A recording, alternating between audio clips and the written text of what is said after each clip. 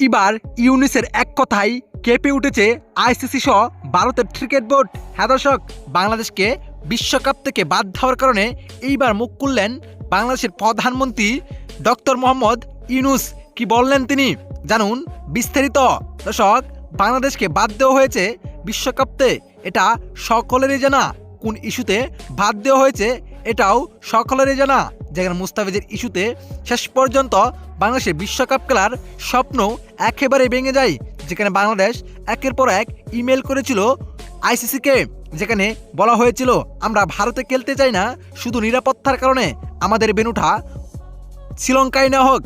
যেহেতু আইসিসি ভারত চালায়, সেহেতু বাংলাদেশকে কোনোভাবেই ভারত থেকে শ্রীলঙ্কায় খেলার জন্য অনুমতি দিবে না আইসিসি, এটা সকলেরই ভালোভাবে জানা।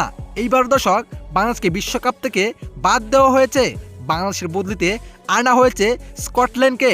তাদেরকে রীতিমতো রেগে যান বাংলাদেশের সরকার ডক্টর মোহাম্মদ ইউনুস, যেখানে তিনি বলেন আইসিসিকে আমি কিছু সময় দিচ্ছি, আইসিসি যেন বিষয়টা ভালোভাবে নেয়, এবং ভারতকেও বলে রাখছি তোমরা বেশি বাড়াবাড়ি করলে তোমাদের খবর আছে। তিনি আরও বলেন আইসিসি অবশ্যই আমাদের পক্ষ হবে, আমরা কোনো ভুল সিদ্ধান্ত নেই নে, আমরা শুধু নিরাপত্তার কারণে ভারতে খেলতে যাই নাই, তাতে বড় কিছু হওয়ার কথাই হয় না। ভারতের দাদাগিরির কারণে আমাদেরকে বিশ্বকাপ থেকে বাদ দেওয়া হয়েছে।